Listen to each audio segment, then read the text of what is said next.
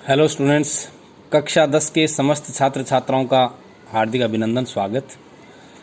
कल जहां हम पढ़ रहे थे आज उससे आगे की बात हम करेंगे। कल मैंने कवि सेनापति के बारे में आपको जानकारी दी। कवि सेनापति के 2 पद मैंने आपको बताए। प्रायकर परीक्षा में इनके 4 पदों में से एक पद की व्याख्या प्रायकर पूछते हैं।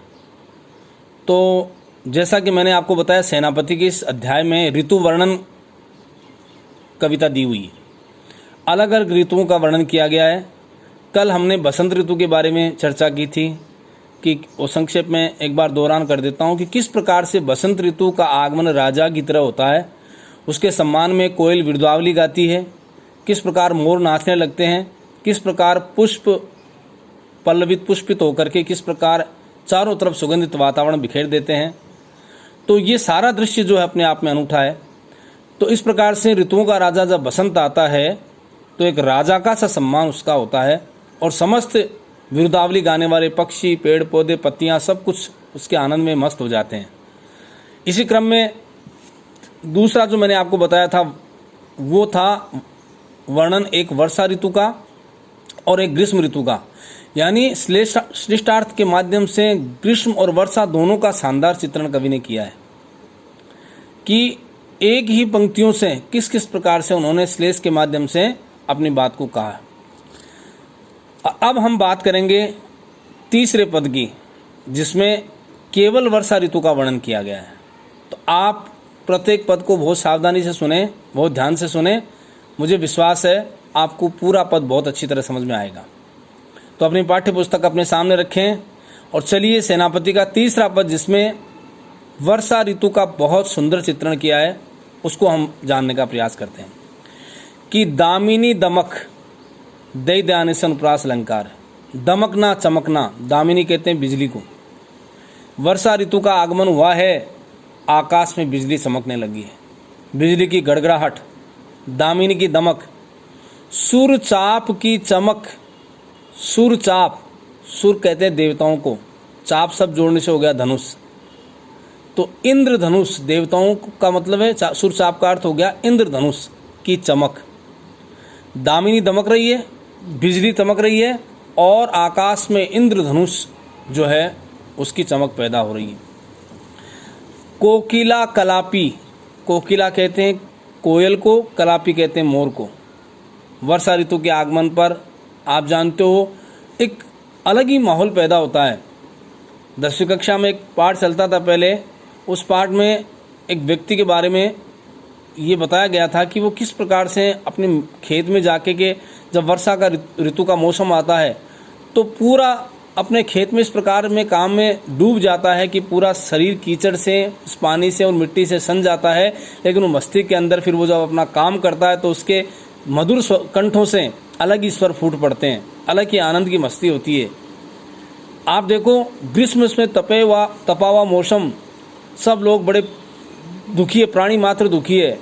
ऐसी स्थिति में उमड़ घुमड़ के काले बादल आते हैं और बरसात जब बरसने लगती है तो प्रत्येक प्राणी, जीव जंतु, मनुष्य सब तृप्ति का एक अलग एहसास करते हैं, एक अलग आनंद को अनुभव करते हैं और उसी आनंद की अनुभूति कवि इस कविता के माध्यम से करवाते हैं कि कोयल है, मोर है, सब मस्ती में नाच रहे हैं। कोकिल कलापी कल कूजत, सुंदर कूजत कूजना, सुंदर स्वर में गाने लगते हैं। जित तित, यहाँ वहाँ मोर है, कोयल है, ये अपने स्वर में कूकने लगते हैं, गाने लगते हैं, क्योंकि वर्षा ऋतु का स्वागत करने के लिए ये भी उनके एक तरह से विरुदावली गाने वाले, यश गाथा गाने वाले उनके अपने आदमी हैं, अपने लोग हैं। इसलिए कोयल और मोर मधुर स्वर में उस वर्षा ऋतु के आगमन का स्वागत करते हैं। शीकर ते सतील शीतल, शीकर शब्द का अर्थ है बरसात में उड़ने वाली नन्ही नन्ही फुहारें, छींटे जो होते हैं, उसका अर्थ होता है शीकर। शीकर से शीतल समीर के झकोड़ते, समीर कहते हैं हवा को। आकाश में जब वर्षा की बूंदें गिर रही होती है और उसी समय जब वायु का झोंका आता है, हवा का झोंका आता है, तो जो भारी बूंदें होती है हवा की, बरसात की, वो हवा के टकराने से चूर चूर हो जाती है। उसके चूरे होते हैं, चूरा बूंदे बोलते हैं उसको, और उसी को हम शीकर कहते हैं। वर्षा की छोटी छोटी नन्ही नन्ही बूंदें तो आकाश से बरसने वाली जो वर्षा है वो किस प्रकार से नन्हे नन्हे रूपों में खंडित विखंडित हो जाती है, और वो शीतल बूंदें जब आकर के हमारे स्पर्श करती है शरीर को, तब जिस आनंद को अनुभव करते हैं वो अपने आप में अनूठा है। तो कवि कहता है कि सीकर ते शीतल समीर सही से आने से अनुप्रास अलंकार। विद्यार्थियों, अलंकारों की जानकारी का विशेष ध्यान रखें। अनुप्रास अलंकार कि सीकर ते शीतल समीर को झकोरे हिचकोले लगते हैं हवा के। तो जब बारिश आकाश से पानी गिर रहा होता है उस समय वो हवा के झोंके जब चलते हैं तो वो भारी बूंदें उस टकराहट से, उस लगने से, हवा की स्पर्श से चूरा हो जाती है, बूंदें बन जाती है बिल्कुल टुकड़े टुकड़े, और वो बारीक स्पर्श जब हमारे इस शरीर को होता है तो फिर अलग आनंद की अनुभूति होती है। सेनापति आवन कयो मन भावन। सेनापति कहते हैं कि ऐसी स्थिति में बरसात का ये मौसम मन के अंदर प्रेम का भाव जगाने वाला होता है। कोई वीरानी नायिका, कोई ऐसी स्त्री जिसका प्रियतम उससे अलग है, जब स्मृति होती है तो वर्षा ऋतु में फिर उसकी स्मृति इतनी ज़्यादा मन को दुखी करती है, मन को कष्ट देती है कि वो स्मृति पटल पर अंकित होती है और उसको याद करके हमेशा, और वर्षा ऋतु में उस वासना को, उस भाव को सहन करने की क्षमता भी वो वीरानी नायिका खो देती है। तो कहते हैं सेनापति आवन कयो है मन भावनजू। सेनापति कहते हैं किसी वीरानी नायिका ने कहा है कि शायद उसका प्रियतम उसको आने की बात कह के गया था लेकिन अभी तक लौटा नहीं है, लेकिन अब तक का समय तो निकाला, अब तक तो कोई दिक्कत नहीं थी, लेकिन वर्षा ऋतु के आगमन ने उस विरह और कामाग्नि को और ज़्यादा प्रज्वलित कर दिया है। विरह का भाव उस काम के भाव को और ज़्यादा प्रज्वलित करता है। तो कह रहे हैं कि आयो सखी सावन मदन सर सावन। हे सखी, वो अपनी सखी से कहती वीरानी नायिका कि ये सावन का आगमन तो हो गया है, पानी तो बरसने लगा है। मदन कहते हैं कामदेव को, कामदेव सरसित करने लगा था, प्रसन्न करने लगा है। कामदेव सरसित कर रहा है, मन को एकदम प्रेममय करके डुबो देना चाहता है प्रेम में। लेकिन लाग्यो है बरसावन सलील चहूँ ओढ़ते। लेकिन अब उस कामाग्नि ने क्या किया? इंद्र ने तो अपना काम किया, वर्षा ऋतु ने तो अपना काम किया, वो ऐसी बरस रही है, लेकिन चारों तरफ इस बरसात ने, अंतिम पंक्ति दोहरा देता हूँ मैं आपको कि लाग्यो है बरसावन सलील चहूँ ओढ़ते। सावन का आगमन हुआ और सावन ने अपना काम कर दिया। चारों तरफ आकाश में उमड़ घुमड़ के बादल, सलील कहते हैं पानी को, पानी बरसने लगा है। लेकिन इस पानी के बरसने से इस वीरानी नायिका ने जो कष्ट भोगा है वो अपने आप में अलग है। वर्षा ऋतु के आगमन ने उस कष्ट को द्विगुणित कर दिया है, दुगुना बढ़ा दिया है। एक तो काम और प्रियतम का विरह वैसे ही कष्ट में था, तो एक वीरानी नायिका को ऐसा अनुभव हुआ कि वर्षा ऋतु के आगमन से उसका विरह और ज़्यादा बढ़ गया है। लेकिन वर्षा ने अपना काम किया, चारों तरफ सावन उमड़ घुमड़ के आया, और अब कह रहे हैं कि लाग्यो है बरसावन सलील चहूँ ओढ़ते। सावन ने क्या किया? कामदेव ने अपना काम करा। इस वर्षा ऋतु में कामदेव ज़्यादा वेदना जगाने वाला, काम आसक्ति को ज़्यादा जगाने वाला बन गया है, और वर्षा ऋतु में चारों तरफ जल ही जल बरसने लगा है, जिससे एक वीरानी नायिका अपने प्रियतम को याद करके आंखों में आंसू भर लेती है और उसका स्मरण उसे बना हुआ रहता है। तो इस प्रकार से ये अगला पद था। और अब अंतिम पद जो मैं आपको और बता रहा हूँ उस पद को और आप विद्यार्थियों ध्यान से सुने। ये 3 पद हुए, फिर मैं एक बार दोहरा देता हूँ। बसंत ऋतु का वर्णन हमने किया पहले पद में, इसके बाद में दूसरे पद में हमने वर्षा ऋतु और ग्रीष्म ऋतु का 7 वर्णन पढ़ा सृष्टार्थ के माध्यम से। तीसरे पद में अभी हमने वर्षा ऋतु का वर्णन पढ़ा, और अब चौथा और अंतिम पद है जो है शीत ऋतु का वर्णन।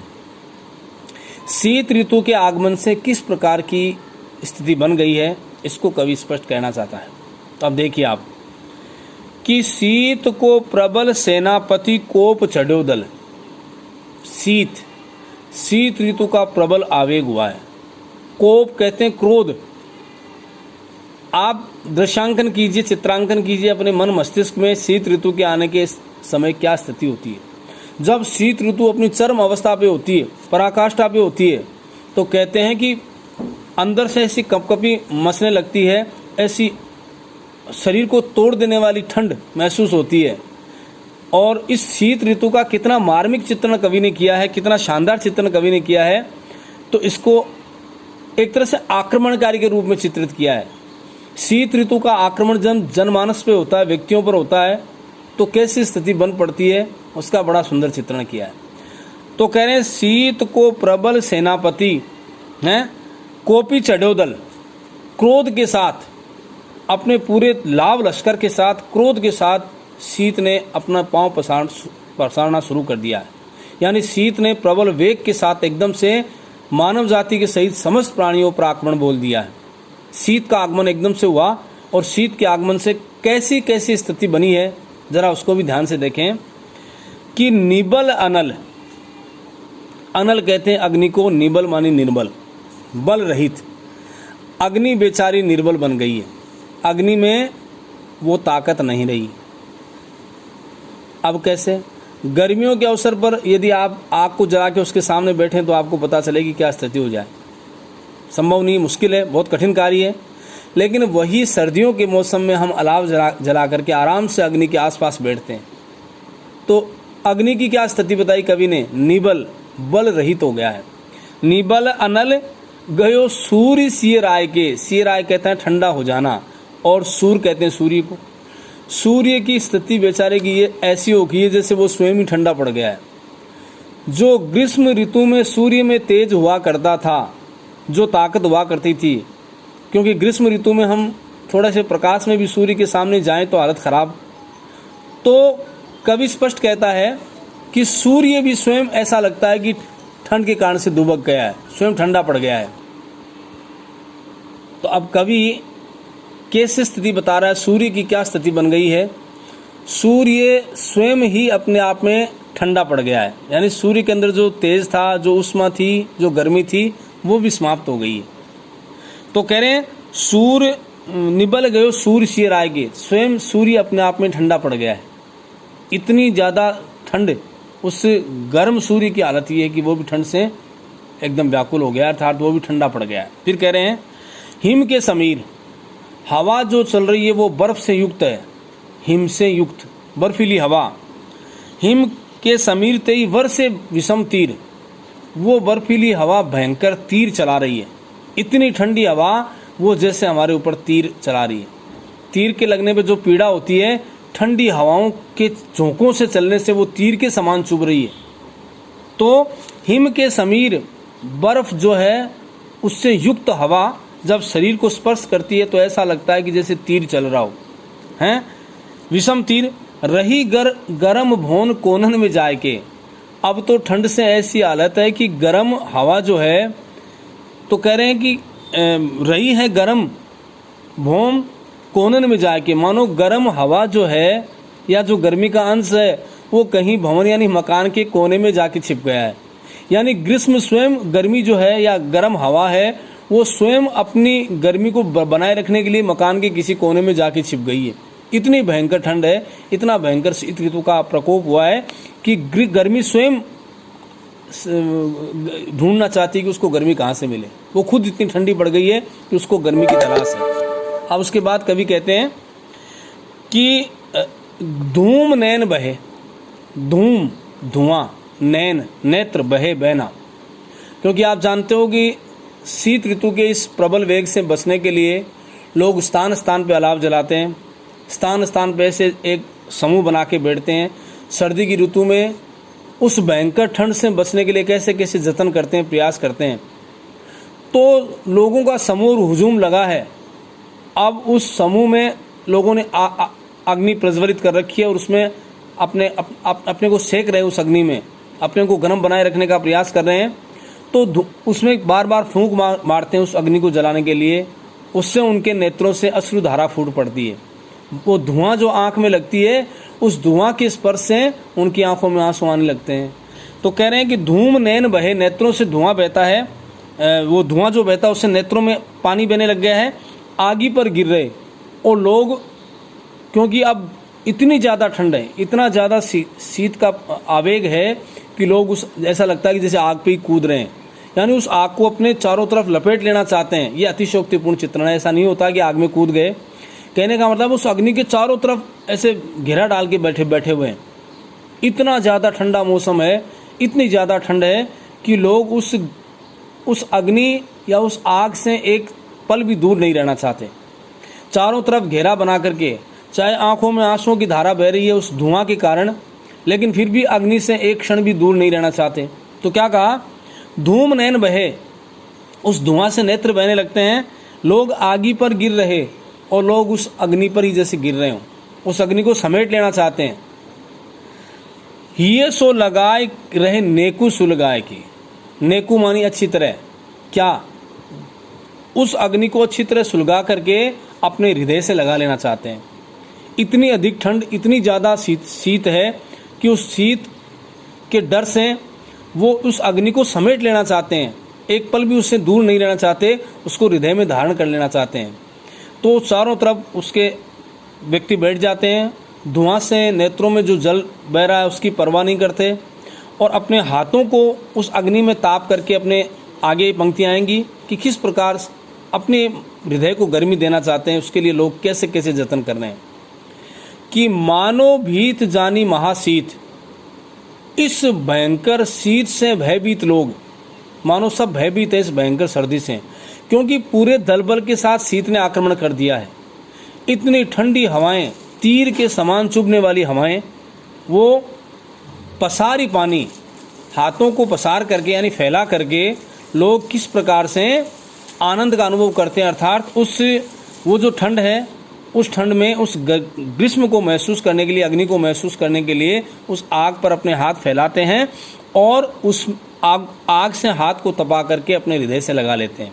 तो मानो भीत जानी महाशीत, अपना भय से युक्त हैं, आदमी उस ठंड से घबराए हुए हैं।